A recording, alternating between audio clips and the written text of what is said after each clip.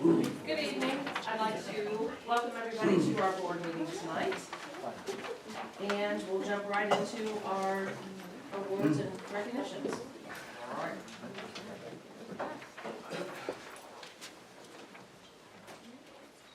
All right, wanted to take just a moment and commend our students who joined us this evening to share their STLP projects. Always amazed at what students can come up with, the research, design, and preparation for those projects. And you know, this evening will help them to hone their presentation skills because they've got some presentations coming up here in, I guess, next month. So really excited, and we wish them well in their upcoming STLP competition. For awards and recognition this evening, we have with us representatives from Great Crossing High School's bowling team. And now is Coach Miller here? All right, there we go. Good to see you, Coach Miller. And we got Assistant Coach Ian. All right, I was going to say, I saw another hand go up back there. Assistant Coach Ian Miller, they've joined us to celebrate this year's Unified Team State Champions.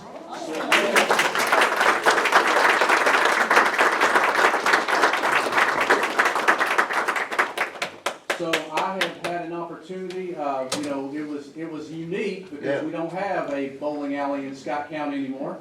But I did get a chance to actually witness these bowlers, and in the Battle of the Birds, I guess it's probably the only Battle of the Birds that takes place off-site out of the county. It was in Richmond, as I recall, and got a chance to watch them, and they know their stuff for sure. Bowlers, as I call your name, please come forward to receive a Scott County Schools Challenge coin as a token of congratulations on this accomplishment. And afterwards, we'll take a few photos as well, and parents are welcome to do so as well. So first, we have with us non-unified bowler, Drake Estep, junior at Great Crossing High School.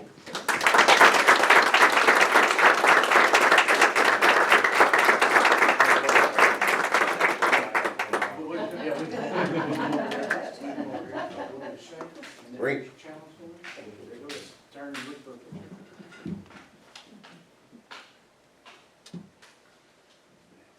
You, Dad. You, Dad.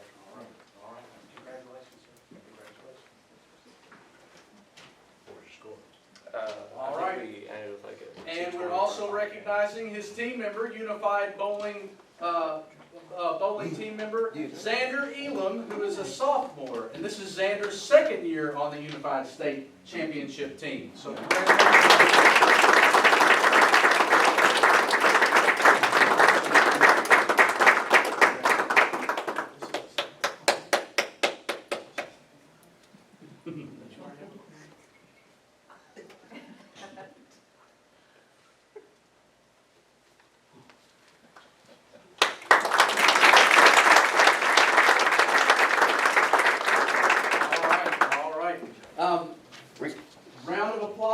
Round of applause for our state champions.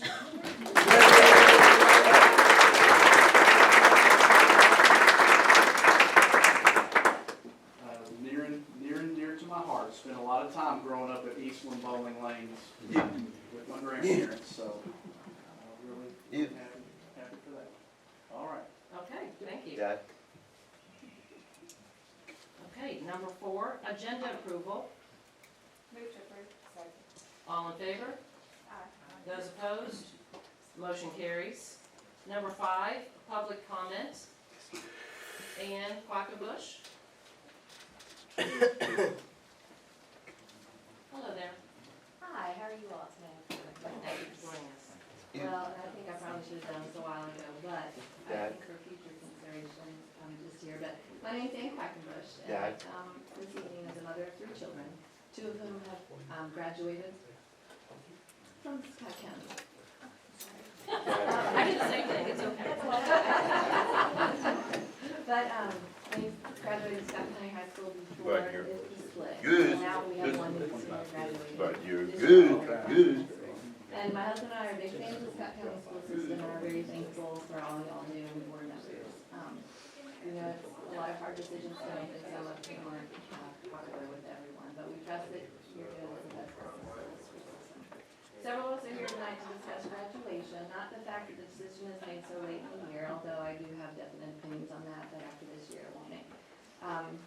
difference for our families. But the ring policy that's currently in place is kind of what I'd like to talk about. I know the ring policy is if, you know, you want to have it outside and then if it's bad weather, then you're going to change it to the next night. And then if it's bad weather again, then you would change it indoors. I know it was a factor last year when Friday evening ceremony was rescheduled. I believe it was within a day, maybe two, before it was so close to the scheduled time. And then it was switched to the next evening on Saturday. I spoke with a family who had a child graduating on Friday night, and then also had another child getting married on Sunday. So when it was changed to Saturday night, they had a lot of hard decisions at the last minute to make about travel and family and, you know, who goes to what and when. I know there's a lot of excitement and chaos that comes in the spring, most especially with exciting events surrounding our kids. We wait not just a year or 4 years, but their whole school career to be able to celebrate a great accomplishment as graduation. To have to wait until the end of March to make decisive plans such as obtaining flights, accommodations for family members, and travel plans for family members is difficult, to say the least. But to think that we have to change these plans for another date that close to the event is extremely disappointing. So what my proposal would be that instead of changing the date of graduation in the case of bad weather, but just to have the school gym prepared for it on that first night, keep it on that same date and time. I know that the downside is less people would be able to attend, but I think for other family members that's understandable and even acceptable due to the circumstances. But particularly since May weather in Kentucky can change at a moment's notice.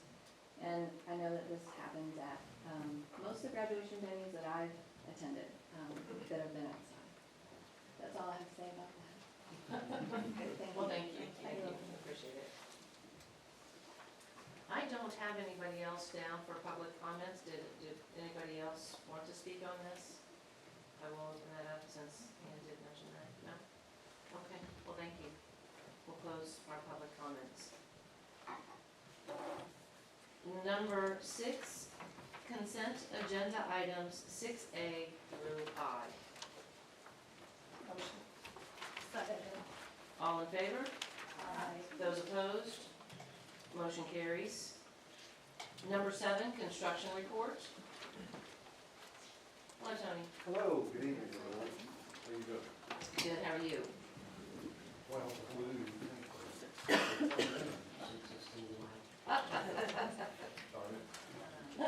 we'll talk about Scott County. Well, with the mix of weather we had, you think that maybe they wouldn't have been able to progress very well, but the progress has been outstanding, really. So this is a picture from the bypass looking over the bridge. You can see they topped out the 3 stories all the way along the front there. You can see all the classroom windows. This time I'm starting from the north end, looking back, and again, you can see that they topped out with the masonry along there. Just a closer view of all the windows and the structure and the scale. Now I'm all the way at the south end, towards Longwood Road, looking back. And you couldn't really see it in this picture, but they've started the brick all around the bottom. There was just 2 levels and then the flashing, and they're going to continue on up with the brick. You can see a little bit of the insulation there. And then to the right, I'll work up just a little bit more. There's the front offices and the furniture to the right. If I keep walking around the building, you can see where the gymnasium is on the back side. Now I'm stepping into what will be the entry, the 2-story lobby entry area to the gymnasium from the back side. And of course, you can see the structure for the seats. Looking straight ahead, center of the picture would be where the basketball goal is, and the wood court laid out right in front of you. And that's just looking more to the left, still standing in that same spot. Now I've walked all the way through the gym to the corridor, to the tall corridor. And it's really, if you remember the way we designed this is, even though there's that bottom floor at the Great Crossing, this one still has the way that we mess with the levels and inside the, I call it the nave, but the large lobby corridor in the middle.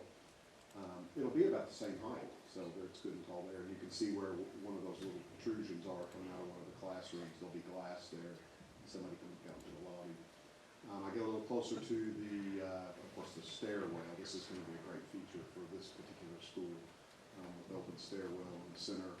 And this is going to the other side. I'm on the center level, looking back now, and you can see the gymnasium in the background there. Steel joists are up on the top floor, so like I said, they are moving despite, and you can see, they've had rain, they've had weather, but they keep moving.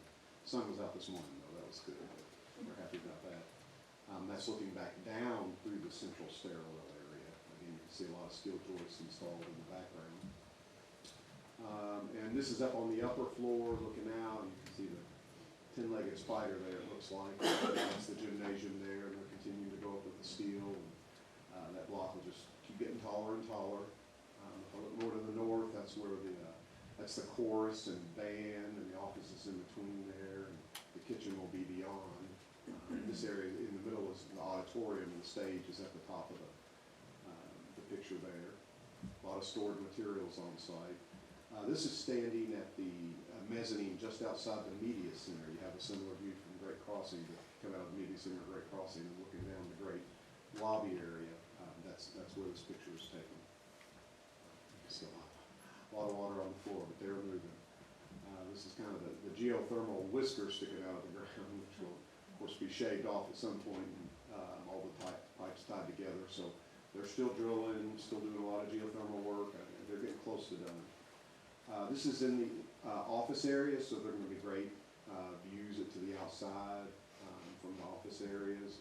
There's office areas on both sides of the front entry. And of course, I always like to That's show. your favorite view. Yeah. Oh, sorry. I think we're gonna see this in every one, aren't we? This is only I will need a picture of Tony for that. I like Kentucky tobacco bars, or different kinds of bars, Kentucky barns, I Yeah, should say. yeah, Yeah, so, and the cafeteria has a great view. Well, of course, the whole front of the building has this view out in that direction with a beautiful farmland. So that, also was gonna talk about a project future coming up, but any questions on the construction at the new high school? That's the answer, please. Still right on. Still right, yeah, I would say they're right on schedule. No issues right there. Tony, looking at the front of Mhm. Washington, what is this unit on the far end that looks shorter than the rest? Well, and that is actually the storm shelter, but it also serves as our, and it also serves as our mechanical and, the cafeterias above. So, well, yeah, and it's, I don't have a good picture from the outside, yeah, all the way to the left there. That is the cafeteria, you see those little penetrations, those are the cafeteria windows looking out to that same view of the barn and farms across. And that's a concrete wall, it's a solid concrete wall. Yeah, for the storm shelter, yeah. And it's actually storm shelter 2-story there. And it's hard to tell here, but there's actually another level below that. The yellow arches are in the way, which is storm retention structures. So yes, now that will stop there. That area is not as tall as the rest of this. It will stop at that level, and that will be the cafeteria and cafeteria roof, the kitchen. When is all the culvert dirt and everything right there? Well, I actually expected some of that. We worked pretty hard to get the permit, but they now have, they were waiting on a specific permit from the highway, because some of this work is actually in the highway right of way. Correct. In fact, everything from this concrete structure towards us is in the highway right of way. Right. So they technically couldn't do any digging or work or filling until they got the permit. Mhm. So we got the permit, about 2 or 3 weeks ago, and we Okay. thought they'd be right up there. Yeah. But it's been windy, it's been rainy, so they're probably scheduling to do that, I would say soon. So they schedule and they do it, they do the work? Yes, Okay, yes, okay. yes, yeah. And we give them one big date. Now, sometimes we can phase milestone dates, but in this picture, we tell them, well, Mr. Parker told them July 24, and however they make that happen, it's on them. The more they talk, the more months we back it up. Yeah, each progress meeting I show up and say an earlier month. But they're really moving and doing a good job, so at this point, no complaints. Okay, thank you. I Can can, I answer my question? are you sure? Yep. I was trying to figure out what something was for, and I figured it out. Okay, I don't mind that. Covers production.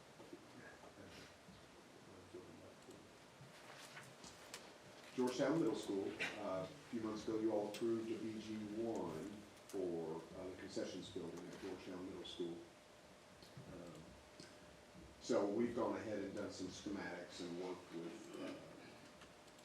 Mr. Ellison and Mr. Parker. So this is a site plan, of course, it's just a small concessions building. I don't want to say just because to some people it's very important and a long time coming, but, so this is a site plan. You can see the Georgetown Middle School is in the upper left, the football field, you can see where it's marked, the grandstands at the bottom. And then that would be the new, our proposed concessions there. So now that we've kind of oriented ourselves, I'm gonna zoom in a little bit. So there's the football field and the ramp, there's a ramp coming off of the grandstand there. It's a bit of an asphalt area there, so, in, of course, discussions with Mr. Parker and Mr. Ellison and BT, this is where the building will be located. And, oh, I'm sorry, and I also have, yeah, if you don't mind, thank you. Some of my PowerPoint pictures, especially the floor plan, get a little fuzzy, so I did hard copies for all of you, so, and you can take them with you as well, so that'll help you if you want to study a little more at home, and then the next time we get together, you may have some questions about anything that we're doing. So now that we've located it on the site, I'm gonna go to the floor plan.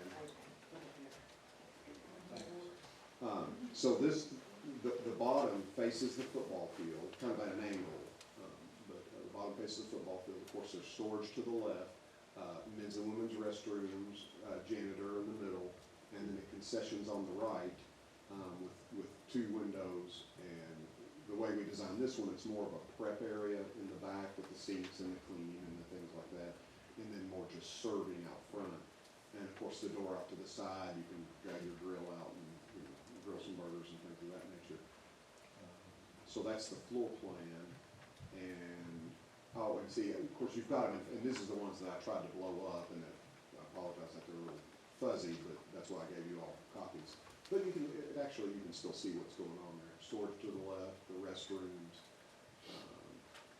And then we went ahead and did a rendering, and you didn't know there was that many big tall trees back behind that building, but along that road, yeah. Well, they're kind of. Yeah, actually, our tree don't have property. Yeah. Yeah. Just, there's actually kind of a bit of a hill right there, which is a challenge for, going down behind the concessions. It's gonna be a bit of a challenge for us, and a lot of that area that we're building on has actually been filled from when the football stadium and field were done before. So a little bit of a challenge in the foundation, but obviously that's what we work our way through, and we'll work our way through that. So that's basically an update on where we are with the schematic and design development for this concessions building. I know you may see it in a few weeks or a month or sometime coming up. This will give you a chance to look over it. Or if you have any questions right now, I'll be glad to answer them as well. We didn't have to do anything to the foundation because of that hill, did we? Are you saying? You mean with our design? Yeah. Well, we've really just got geotech reports, Okay. and that's kind of what we're in the middle of discussing right now. The fill that is there, they just call it, it's good fill, but it's just what they call unconsolidated, it wasn't walked in 6 inches at a time like we do, have the contractors do on site. So it may have to be pulled out, dried, packed back in, 6-inch layers, something like that, which isn't unheard of on a lot of projects that we do. But to say that we'd come in and just, we're gonna dig footings and we're on rock, no, it'll probably be a little bit of money to help with the footing. But there's really no, I don't know how many places we've tried to look to locate this building. And I don't think we could have made it any bigger or located it anywhere else. We've got the property line, the grandstands, hills. So I didn't mean to be alarming about the foundation. No, I just wanna make sure that we don't have extra costs to make sure the foundation footers and no pylons, no crazy things going on. We've talked about that before in years past about schools, so. Right.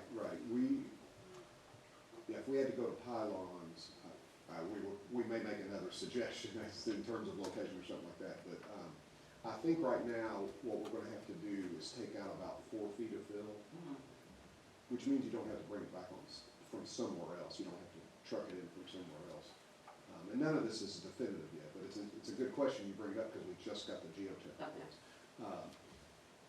probably take it all out, let it dry out, and I say all, we're talking about 4 foot deep, so Sure, not sure, like, yeah. not like 10 or 12 or Right, 15 feet. Right, right. And then then put it back in consolidated. Mhm. So that is a little more cost to make your building, bear on its foundations, but it's something that just has to be done. But nothing like drilled piers for Okay. 20 or 30 feet down the rock. How old is the fill? How old is the fill in there? Well, how old, we're just making some assumptions on, the geotech, they're able to study it, they can tell, they can tell it's not native soil from the reports that they did. They didn't estimate how old, we just all made an assumption that the work that's been done with the football field and the grandstands, which has been there several years. Oh, So, wow. well, when they did the remodel, they took out the tennis courts and moved that parking lot, expanded the parking lot up there. It'd been 05 or 06. So that would be I my don't know guess. that they is did back anything from over that. there though. But I don't know what got manipulated back there, and if that's where they dumped dirt, from the expansion and then. Has the football field been there since the 50s? It's been there since, Okay. because it was Georgetown High School. It started out as Georgetown High School, Right. and then they consolidated, but then it was that major renovation. I just don't think it touched anything over there Yeah, I because don't know, I don't the remember. bleachers and everything were still the original. They were intact, yeah, they didn't move any of Well, that. probably around 20 plus, sounds like. Probably, So, okay, probably. well, that's good. That's all I was concerned about. Okay, yeah. Thank Yeah, you. we'll make sure it's done properly. Okay, yeah, just let us, just give us an update. We'll do that. Thank you. Thank you. Thank you, gentlemen.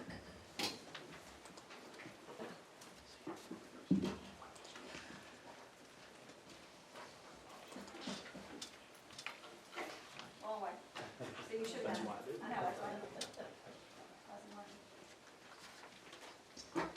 Okay, number 8, approve VG5 forms for completed projects. Move. Any discussion? Any questions? No? Okay.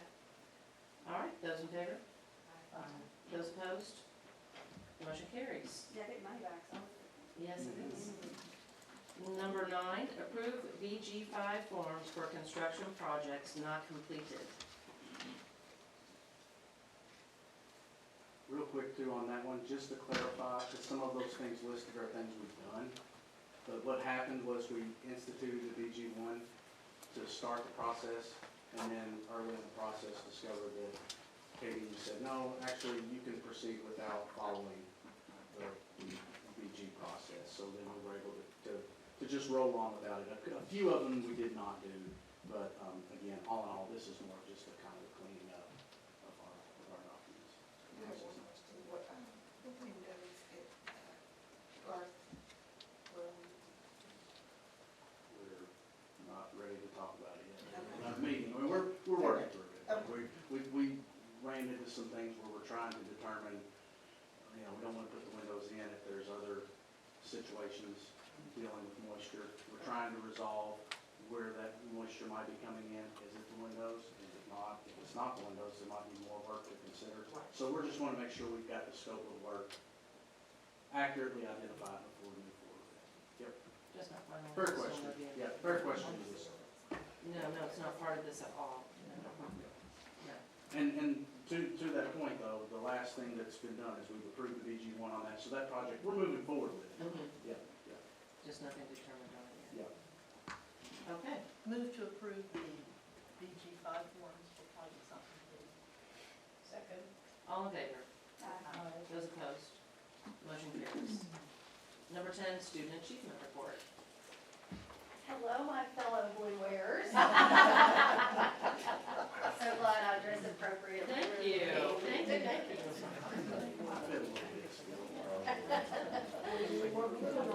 Right, right. Play a part.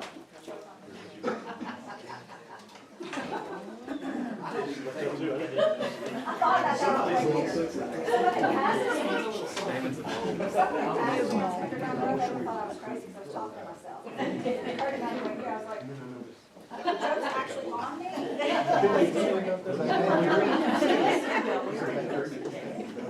All right, Wanted to give you all an update. I know while you were at KSBA, you got information about Senate Bill 9.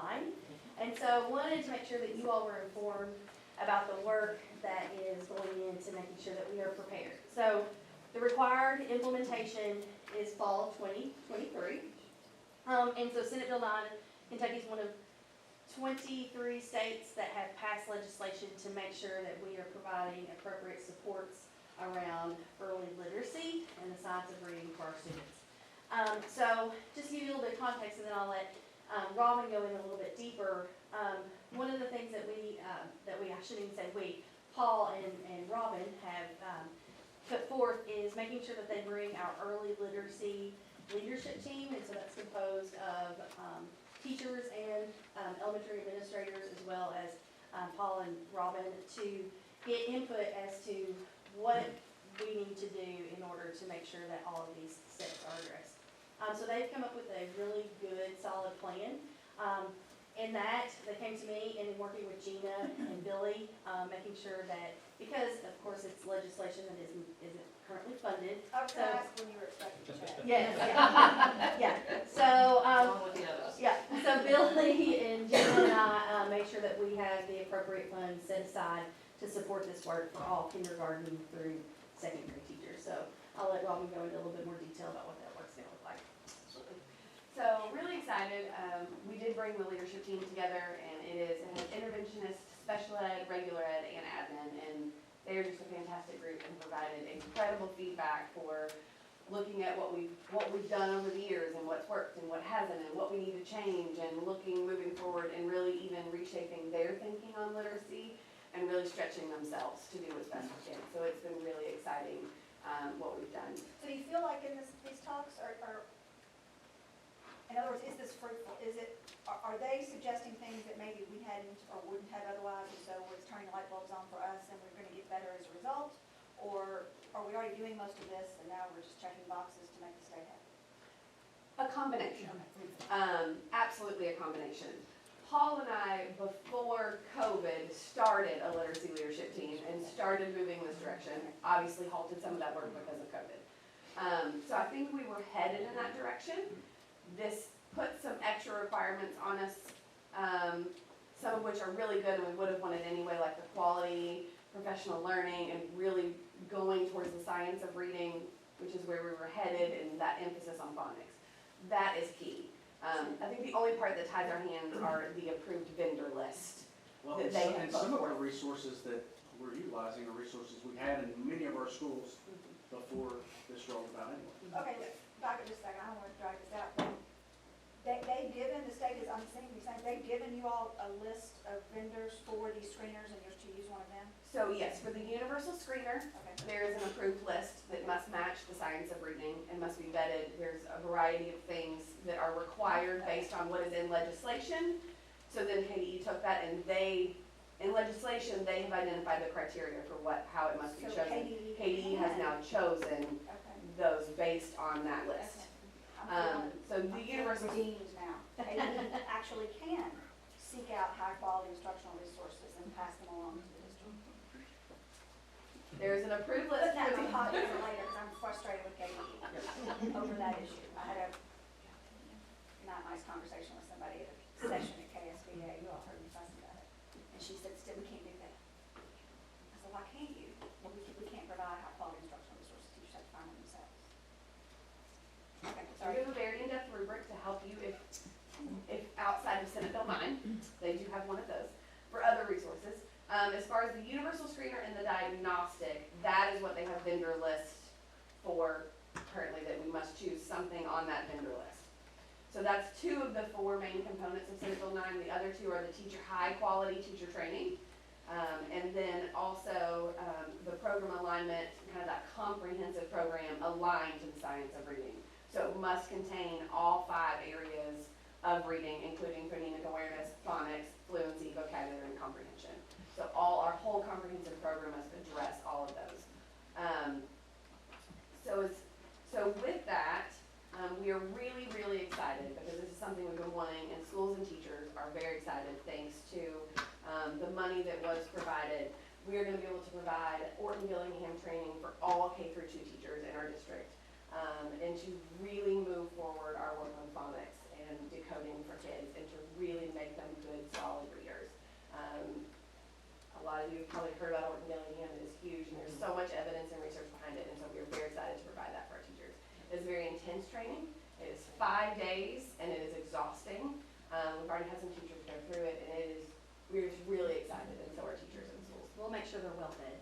We absolutely will, and have a lot of support after the 5 days to really carry it out. Absolutely. We provide all the chocolate. That's exciting, I'm glad that, yeah. That's again. So this is a presentation type of program, it's not an online training that they're doing or combination? Most of it we are actually getting in person. If they cannot, they will actually end up getting a voucher where they can do it online. Some teachers have already done, like Northern did, some of their teachers did the online training last summer, because they paid for it. And so they can do either if for some reason those 5 days, right, they were on vacation those 5 days that we have set forth, then they can have the voucher and do the online, so that everyone can still get the training on their own. We will also include with all regular ed teachers, 1 special ed teacher at each building, 1 certified interventionist to each building, and we're also kind of working through the possibility of some ESL teachers being included in that as well. So to really get this out there to all the teachers that have impact, so there's consistency among our programs. I do want to add too that, well, when she gets into letters, we have some preschool teachers who are also volunteering to be a part of that training as well. So we're excited to see that they want to jump on board. So we will also be having a cohort of teachers that will be going through letters. All teachers will be, all K through 2 are required to go through Orton Gillingham. So that is just a non-negotiable. We will have a cohort of teachers that can choose to go through letters. We will strongly encourage to have multiple people in each building to go through that. We do already have a few going through that in our district. Letters is a 2-year, very intense program, but they can get a rank change through Grec Ed and through some other opportunities with that program. So, for example, going through Grec Ed, they pay $5,500 for their 2 years. They go through a program like Letters, and they can get their rank change without having to go get a master's. So that is hopefully would be a good incentive for some teachers. Absolutely, to go through that. So we're hoping that we can have a good cohort, and then that can kind of go through that together and pair that with the Orton Gillingham. Letters is really going to give them the why behind it. Orton Gillingham is really going to give them the strategies. Ideally, in a world, you would have them all go through Letters first, and then you'd have them go through Orton Gillingham. Honestly, I just don't feel like Paul and I, our team, we just don't feel like we have the time to spare to wait for them to go through that for 2 years and then provide the strategies. We just don't feel like that's fair to our kids. So we're gonna give them the why at the same time they're getting the strategies. We have some teachers that are doing it now at Northern. A couple of them did that, and they have still found it incredibly beneficial, and have really see how it pairs what they're learning in Letters. They then now have the strategies to carry that out. Now, in addition, Letters is very, very intense, and it's a lot of time invested into the training on your own time, which I know Wendy knows, because she's currently going through Letters. And so that's not something that we can push and make all teachers do. However, we're going to make sure, and our principals are making sure that they have a cohort of teachers within their building who have been through Letters, who can help them explain that why behind the science of reading. So. Two questions. Can we, for those teachers that have done it, can we provide them with a stipend to present some sort of something like a pared down version? Of Letters? Yes, yeah. So they would become those experts. Right. And then be able to spread that information on, past that. I will say this, as far as like Northern, they've already invested for all their teachers to be trained in Orton Gillingham. And so, in talking with Ms. Scholl about how we can support. So she's now looking to get all of her 3rd grade teachers trained in Orton Gillingham. So really thinking about how we support those teachers who have already been through the training, and making sure that they have the same investment into these programs. I didn't train obviously as an elementary teacher. Is that not part of an elementary education, teacher It education is, program? so it's interesting, gonna teach your DVR teacher. Well, see, that was my experience in high school. I agree, I learned more, once I started, I got much better after I started, so I was just curious as an elementary, if they so- do that, that's So bizarre. really the purpose of why a lot of states are going the direction of ensuring this, there have been some gaps in the research, throughout probably the past 20 to 30 years. And with that being said, there have been some districts that have completely, not necessarily Kentucky, this is nationwide, who've gone completely away from teaching phonics. Sure. And so this is a way to ensure that it is happening consistently across the state. And so I think that, and I will say this, and in the update that you all got as well, there was the conversation that this also has to be addressed in post-secondary, because even, I know whenever I was in college, some of those gaps in research were taught to me as a teacher. There are practices that I know we've all used in our classrooms. And so it's really trying to fix some issues that we have now seen arise in some gaps of research in the past. But, yeah. And I would say, in my elementary program, I was taught the 5 areas of reading. I was taught all 5 of those areas. I was taught some phonic strategies, right? Like, I was taught some of those things. But Orton Gillingham is a systematic way, very specialized way to teach that. And so, it is not a program, it is an approach, but it is very specialized. And so that approach, because it's a very special approach, would not necessarily be taught in those programs. Even if they learned the science of reading, the importance of the 5 areas, they might not have learned that approach in one of those programs. So it's very, very phonics intense. I have 2 questions. Forgive me, I can't speak very loud. First of all, thank you, Bob. It's amazing. Follow-up. If I had to train Orton Gillingham, are you providing anything else for me so I can remember or? Yes, yeah. Interesting that you said that. So we've been spending time planning out what our professional learning is going to look like for the 23-24 school year. And our teachers will have the opportunity to choose a cohort where they won't get like a one and done PD. They will have PD opportunities throughout the year where it will be follow-up. One of those cohorts is going to be around the science of reading. So for those teachers that they will have follow-up at least 1, 2, 3, 4, 5 times throughout the school year. In addition to that, working with some of our people who have been trained, who are going to train our principals. We just had this conversation this afternoon in what is it that you need to be looking for when you go into a classroom that is specific to Orton Gillingham and letters. And making sure, in addition, you can see the other bullet points, we are going to update the curriculum maps around that. We are also going to invest in making sure that they have the up-to-date decodable readers to embed into their curriculum. And we're updating all of the assessments and benchmarks to align with this work. So yes, it will be followed up and it will be monitored. And my second question was, will administration be a part of that was it? Because a lot of times, we as teachers have to be a part of something, and then our administrators are not there, and they have no idea, and then they want us to do certain things that are in the program, but they don't understand the history of the background or the philosophy. Sure. And then we get beat over, well, you didn't have this poster on the wall. Right. The poster's not the philosophy, sweetie. Yeah. It is that, yeah.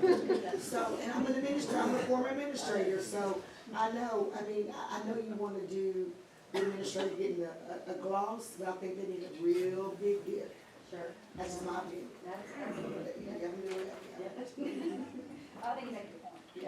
Yeah, and you're right, because they need to know what it is, and they need to know how it's implemented, and how it's implemented with fidelity. Right. So that I was look for. So they know what to look for whenever they're going into classrooms, and supporting their teachers. So, yeah. And also have follow-up with all of the realignment of the data. Everything's gonna be streamlined with the assessments and the programs to make sure that it matches so they don't feel conflicted on, well, what do I do? How do I balance all that? We're gonna streamline it for them, and it's gonna be very clear so that we're taking a very complicated situation, and it's complex, well, we're taking a very complex situation, we're not making it complicated, but we're making it clear even though it's complex. And so, they will have follow-up, we're looking at the different assessment data, because it will all be new. So we will do that with them and make sure that they're there and they understand how to analyze that and what to look for and how to help kids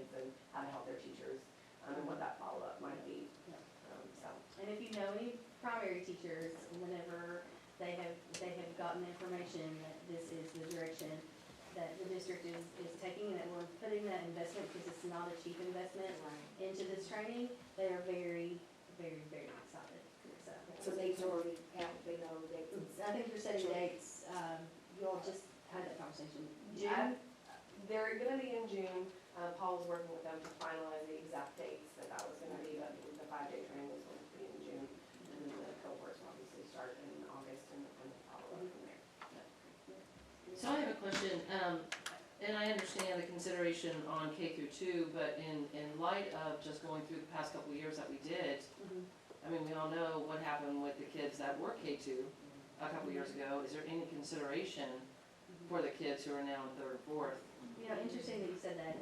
I was talking to, we were meeting with some Scott County High School teachers, and we actually have some teachers who are interested in doing letters even for high school. And I think that that's one thing that we have to be intentional. I don't know if we'll go into the OG or Gillingham training, but I think that we do need to provide lots of supports for our teachers, especially when you look at secondary.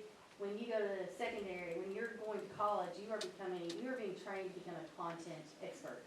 Because the assumption is that the kids are coming to you already able to read.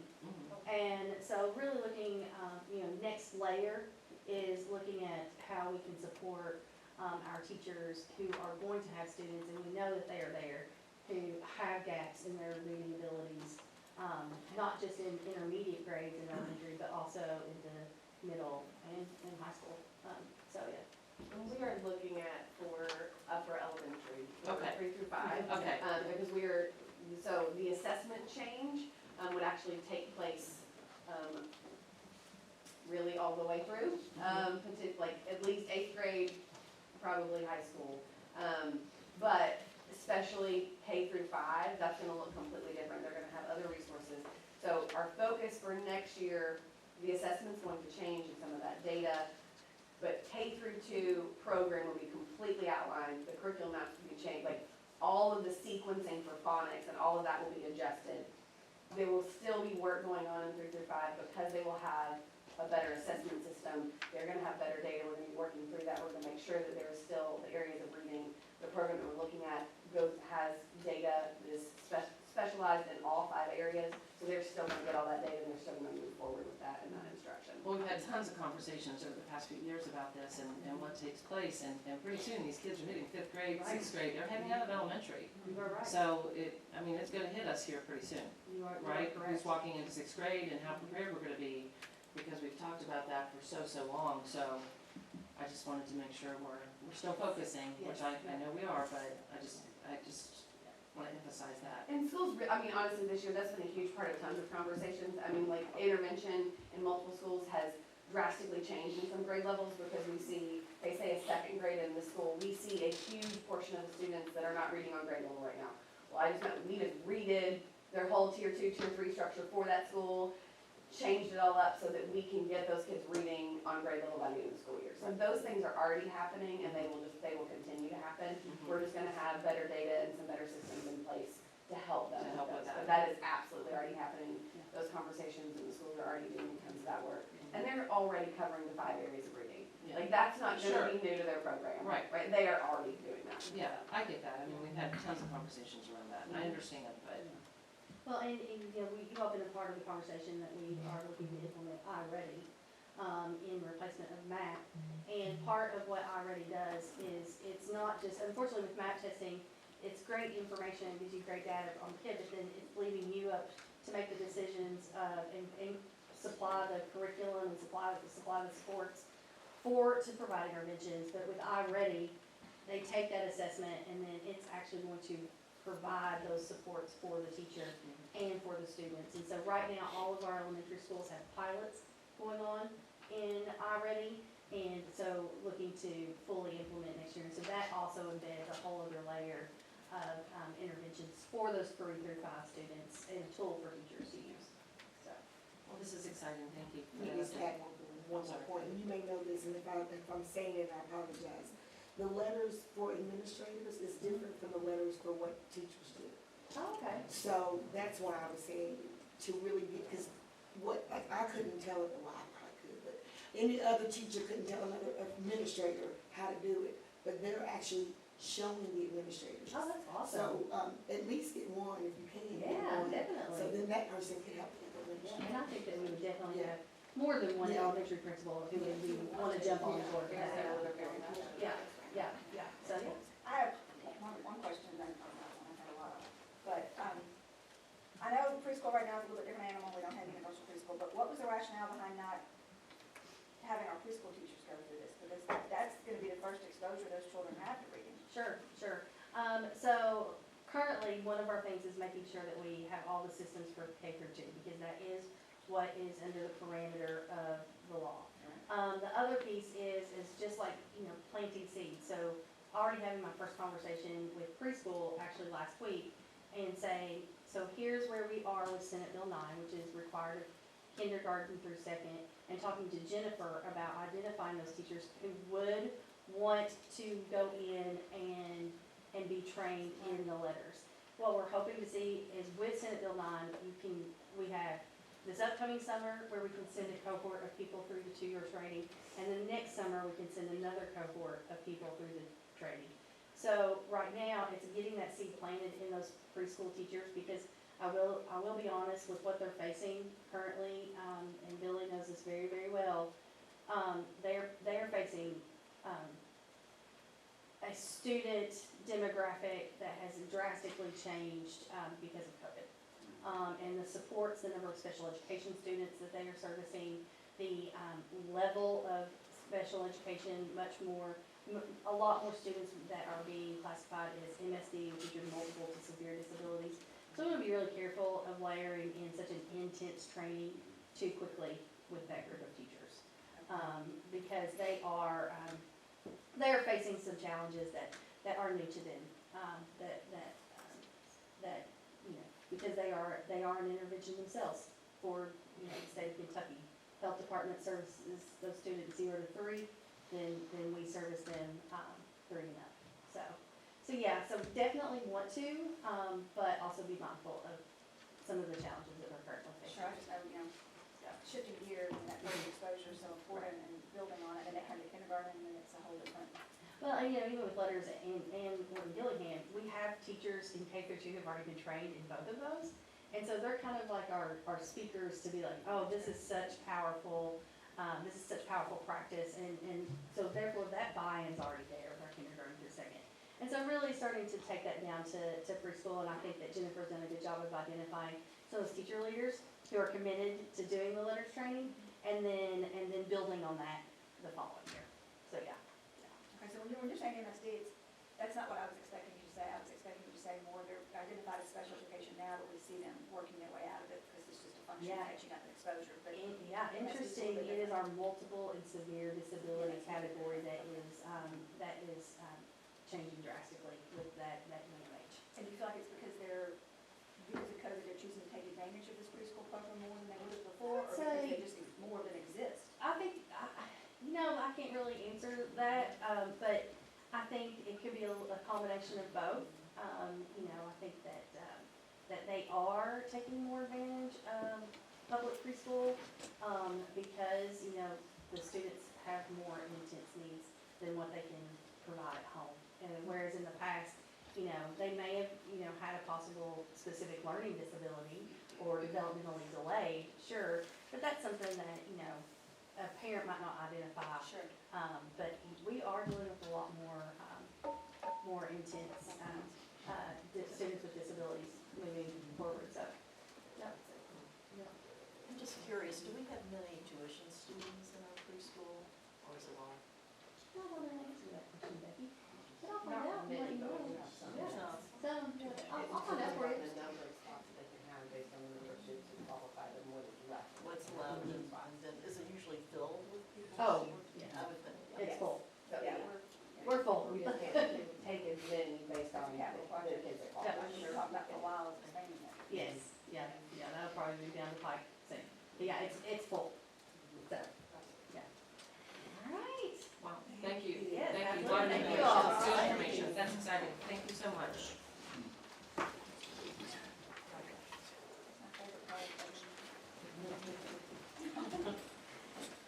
number 11. Approve 2023 graduation dates. Billy, would you like to jump in and talk before I finish this, or I do a hadn't- motion? No, well, yeah, I hadn't planned to speak, but I feel compelled to. So, you know, I think we would all appreciate a graduation date being set sooner than later. But I also realize that it's the people that are sitting at these tables that would deal with the fallout from the frustration of having to set a date early and then come back because of February, March weather and reestablish that date. That's part of the reason that the date's established when it's established.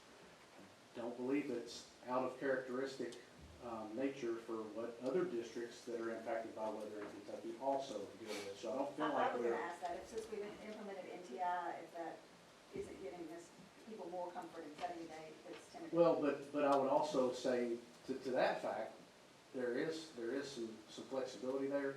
But I think what we're seeing too is that in the past, we would develop calendars in which we provided a little bit more cushion before that Memorial Day weekend, and we're not doing that because we have those NTI days.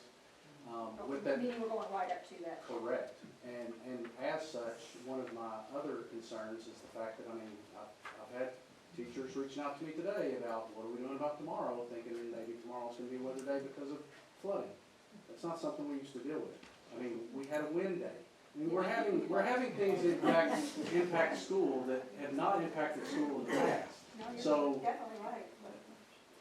Someone help me understand if I'm missing something. I also, you know, because of this too, because, I understand people want that answer.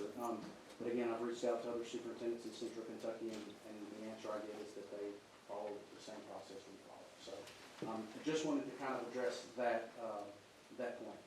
The other thing I'd like to say is that, last year, we did implement the weather date change.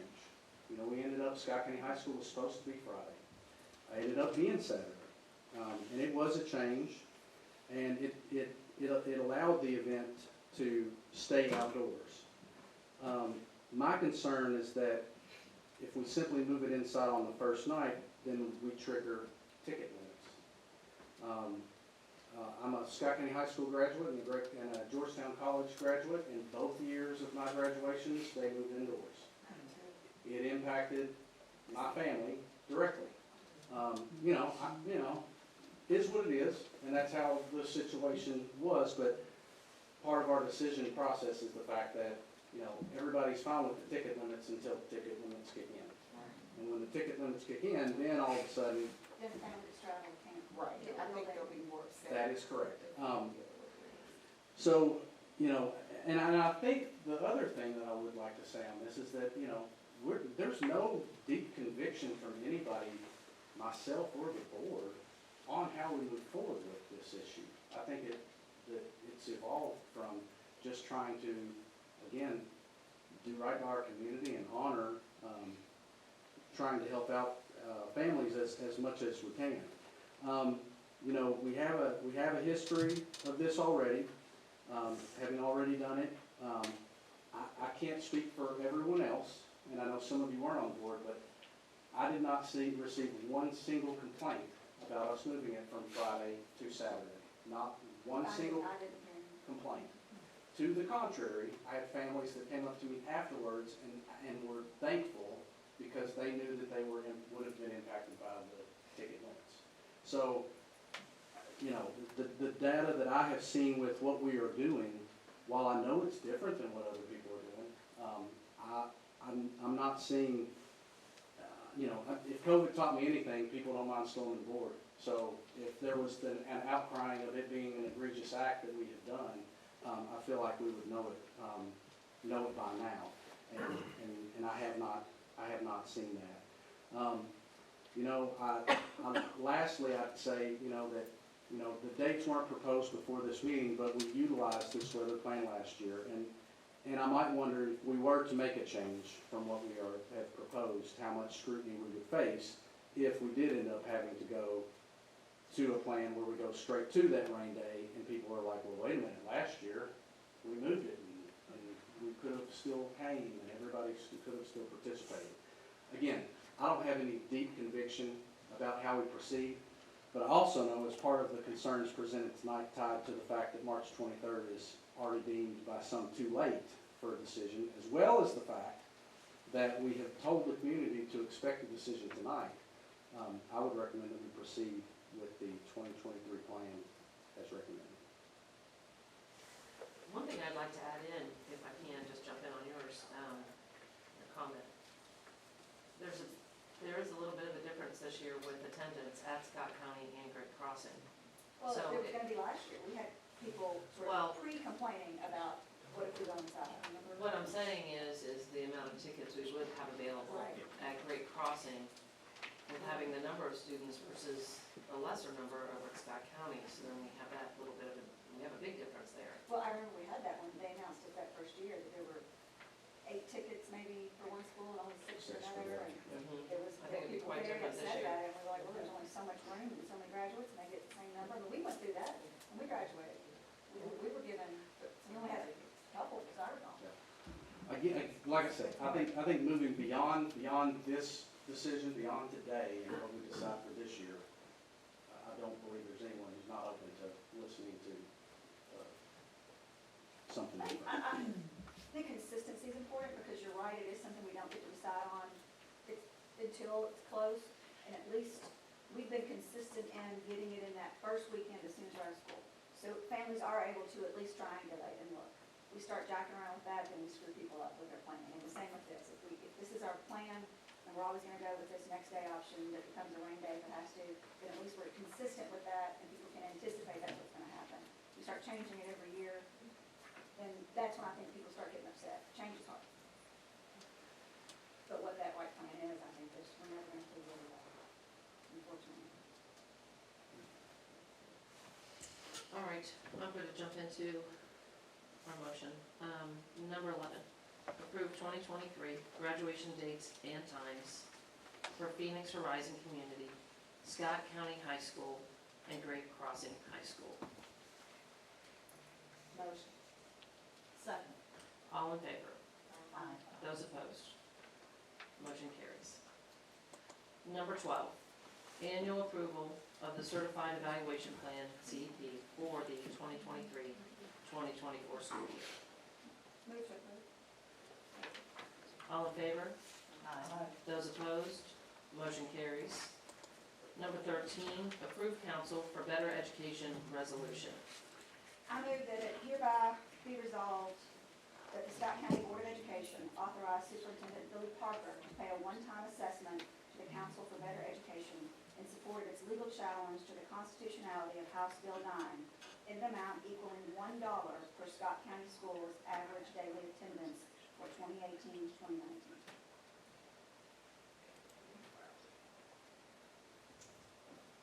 Second. Thank you. I was holding on there for an extra second there. Okay. All in favor? Those opposed? Motion carries. Number 14, approve memorandum of understanding between the Education and Labor, Cabinet, Office of Educational Programs, and Scott County Board of Education. Move.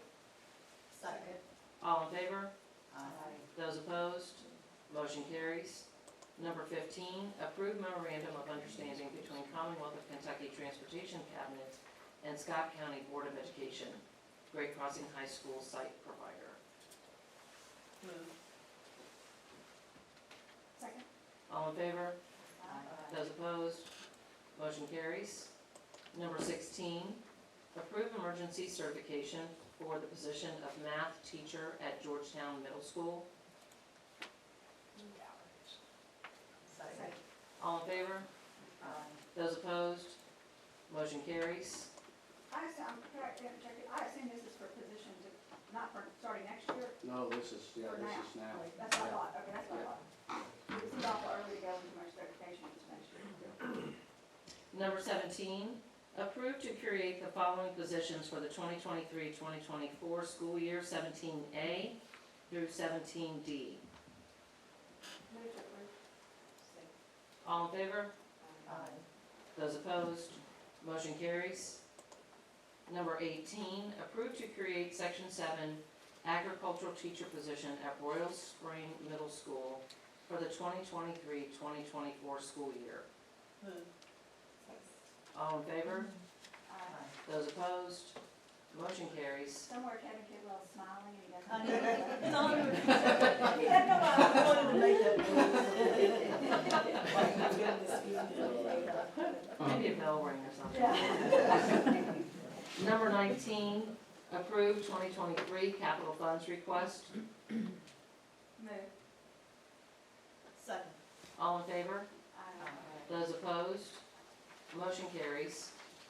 Number 20, accept and award mowing bid for Creekside Elementary, Great Crossing High School, and Great Crossing Athletics. Second. All in favor? Those opposed? Motion carries. Number 21, award bid for school treasurer, bookkeeper, bonds for years 2023, 2024. I move to approve to award the bid to Hutchins Insurance Company. All in favor? Those opposed? Motion carries.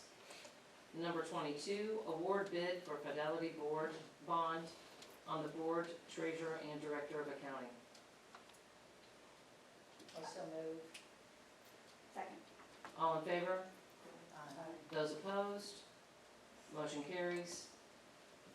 Renew awarded contract for financial audit for year 2023.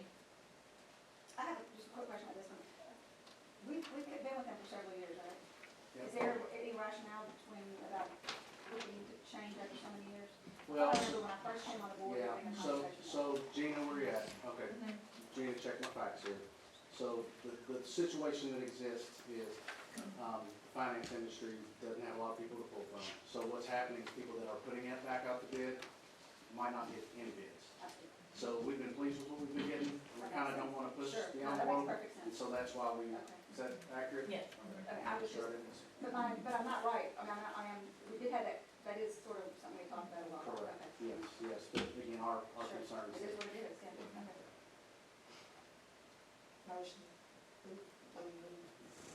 Second. All in favor? Those opposed? Motion carries. Number 24, renew bid for pest control service 2023, 2024. Move. All in favor? Those opposed? Motion carries. Renew diesel and gasoline bid for years 2023, 2024. Move. Second. All in favor? Those opposed? Motion carries. Number 26, renewal of bids for general maintenance bid for years 2023, 2024. Move. Second. All in favor? Those opposed? Motion carried. Number 27, approve items for surplus. All in favor? Those opposed? Motion carries. Maybe we can get some of those STFs. Correct. I just keep saying. I'm sure he is, yeah, I'm seeing. And when my kids were preschool age, they liked to take them apart. They had old phones or technology, I would let them, you know, unscrew everything. It's just an idea. There you go. Number 28, financial statements. You have in front of you the February 2023 financial statements. Our beginning cash balance was $123.3 million. We had receipts of $9.3 million, expenditures of $17.4 million, leaving our ending balance of $115 million. We had investments from our construction account of $74.7 million, leaving our ending cash balance at $40.2 million. Any questions? Thank you. Approve current bills. Move. All in favor? Those opposed? Motion carries. Number 30, superintendent's report. All right, under standard one, the Everybody Counts initiative, you all approved the MOA on that one. And that is just us working with the Kentucky Education and Workforce Development Cabinet. Secretary James Link. Me and Stephanie had a meeting with him a couple weeks back to kind of talk about this. We were a little concerned initially because it appeared that they were interested in moving forward with some things immediately, but upon further investigation, they're looking to more supplement what we're doing. We're seeing the potential for perhaps a college and career coach for the district coming out of this at no cost to us. So we're really excited. There's a handful, I think Jefferson, Fayette, and Franklin, and then us. So not everybody's able to be a part of it at this time, but we've been asked, and I think it's because of the fact that we've been at several different of the same events as Secretary Link, and he's seen that Scott County is committed to trying to address our workforce needs of our community. Leader in Me discussion. So again, Stephanie and I have been meeting with some representatives from the Franklin Covey Institute, and there may be the possibilities through a grant that's out there to be able to provide the Leader in Me for our entire school district for a 3-year period. That's a substantial, the entire package is a $1.1 million deal. But again, like I said, there's a grant that we are pursuing, and it looks very possible. Again, kind of to strike the nerve that Stephanie mentioned as far as like with our preschool teachers, where we're not wanting to lay on too much too fast. We would probably in year one focus more on the 7 habits of highly effective people, direct more towards our staff, towards thinking about it through the lens of how can we help you be more effective as a person in general, and then shift it over to applying it to their students. But I mean, this is something that I've been in 3 different districts, and every district I've been in, I've known folks that have been utilizing the program, and money was the thing that kept me from ever wanting to do it.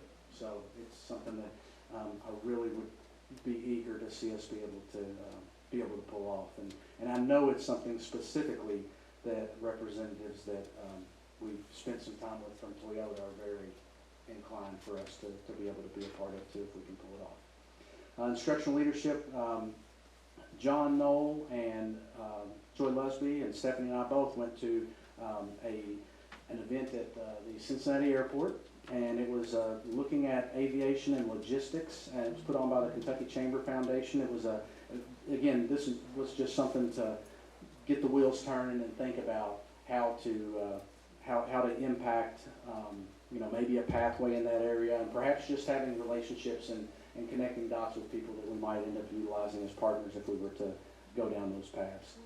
I put on here assistant principal cadre, and that's something that Stephanie and her team have really led the charge with, and she's pulled in people from the operational side as well, and really it was just thought about through the lens of trying to provide some grow your own kind of opportunities for our assistant principals. And again, I give all the credit to Stephanie and her team for putting that together, and it's been very well received. It did start in January, but we really seem to be, it's got a full head of steam now, and it's just rolling right along. Lastly, under instructional leadership, provided some archery instruction at Western Elementary a few weeks back. Enjoyed that. Cultural leadership, something else that you witnessed was my ADK presentation to a group of retired educators in Scott County, and that was a wonderful time, and they were very hospitable and very receptive and had a lot of really good questions. And again, every opportunity I have to try and share some of what we have coming and some of the challenges that exist for us to create more mouthpieces for us, I'm going to try and seize that opportunity. Jack Kentucky 505 Awards. We had 2 schools, Phoenix Horizon Community, Angela Morris, and Elkhorn Crossing School, Brian Washington. Both were awarded for their efforts with their JAG students and reaching levels of accomplishment for their students in the program, and that was just this past Monday. Just really pleased with that, and happy that I was able to be a part of that. Georgetown Community Hospital, they did the inaugural DT, the inaugural heart show And it was an art show, and it was our students participated from both high schools, and they shared some art, and it was, you know, it was the first time, so we expect it to grow next year, basically. You know, now that we've got a little bit of an awareness for what they're looking for with this and knowing that it's coming. Damian Nichols, fellow 1996 Scott County High School graduate. We had a memorial volleyball tournament, or I should say Phoenix Horizon Community did, in his honor a couple of weeks back, and I was able to be a part of the award ceremony there for that, and spoke to a student who attended PHC that actually has got a volleyball scholarship now at a school, and I mean, it was just interesting to see how powerful that program has been, particularly in that student's life, but then also the other students that were involved as well. And then lastly, in that category, Read Across America Week did some read alouds at Eastern Elementary, and Miss Barrett's here somewhere back there to support that. Yep, I was there. I tried not to butcher too many words. We'll see. Then Standard 4 Scott County Middle School principal selection process is underway. We have our second meeting tomorrow, and hopefully a decision before spring break. Allocation meeting 2 took place, and allocation meeting 3 will be tomorrow, so we should have that process pretty much tidied up. Managerial leadership, the new Scott County High School Athletic Complex bid negotiation. I'll likely be reaching out to you all with a little bit more information here in the coming days about that process. I mentioned Education Law and Finance Institute. Attended a session that talked about, you know, just the prevalence of drugs in our community, and it's not a public school issue because it doesn't matter where you go, just the access that students have. You know, my heart goes out to kids because it's too easy for them to make mistakes these days. And so, again, conversations, me, Dwayne, Stephanie, a variety of us have come to the table, and we're looking to try and come up with some ways to do our part with that. Speaking of that, the next category, collaborative leadership, Scott County Recovery Allies Coalition, kind of lends itself to that. That's some more work that we might be able to do with the community on that issue. Had some legislative visit with Georgetown and Scott County public officials, but I'd already been at the Capitol quite a bit, so I spent a lot of time there and in my free time and nights and different things trying to keep up with all of that. Met with John Cooper. Hadn't had an opportunity to really meet with him before our meeting the other day, and just some really good one-on-one time, and just came out of that with some good information, and I really appreciate the fact that he's for sure a friend of public education. And then Standard 7. So House Bill 32 passed yesterday. The governor signed it. It's official because it had an emergency clause, so I already told our folks, and we've already got applicants coming in that has benefited, so we're happy about that. There's been some other legislation I could share with you about that Scott County Schools has been a part of. And then, you know, again, discussing our local needs with our state and our national leaders, that's been happening. And then the last thing was something that was really nice. We did a Central Kentucky Education Cooperative meeting. Scott County Schools was responsible for having the best practices presentation for the month of March. Patrick Keeney at Southern Elementary and their STEAM program went with me, and they took a group of kids, and they did a really good job, and we really just tried to share with other Central Kentucky communities what we're doing with it, and kind of present it as an option for, we're all looking for CTE opportunities, and it's sometimes difficult to find ways to connect that down to elementary in a consistent fashion, and this is a way that we're doing it, and hopefully we can expand on it in years to come. And that's March. Thank you. Number 31, board comments. Eleanor? The leadership in Louisville, I learned, actually, to be perfectly honest, a lot more than I thought would. At KSBA?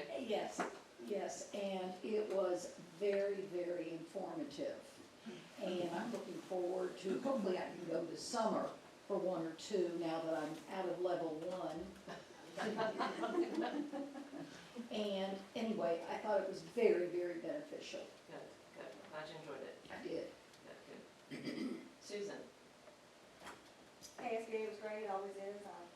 appreciate seeing people in a different scenario and learning, and that's always a good thing. I had a sad thing happen this week, and it's relative because of what we've been talking about. We're doing some work at the house, and they pulled the garden hose out of the back of the house, but the hose was still attached and running water for several hours into my basement.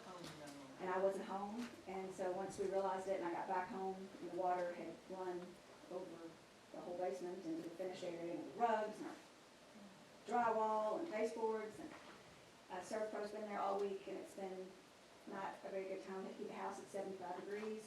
That's not fun. But the worst thing of all the things I lost all of my children's books. All the books, some of them were dated in the 60s to my sister. They were mine from the 70s, books my grandparents had given me, books we'd given our children.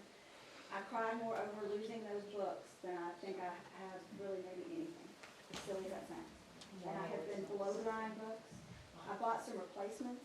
I took one this morning to my cousin Martha Jane Pratt, Philip's wife, and had her re-sign the inside of the book that she gave Elizabeth in 1998, just so I had it.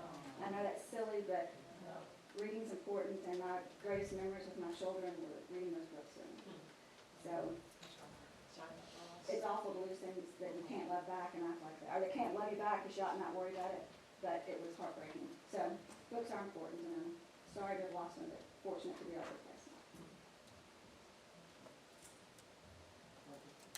I definitely enjoyed KSBA with everyone. Yeah, learning about Cinderella was really interesting. I just enjoy just relaxing and just having a good time and getting to know each other on a different level. And every time I see someone, it's a family member or friend, they'll say, how is it on the board? And I say, absolutely love it. And I appreciate that I am supporting and representing Scott County. Amen. I just, Bingo.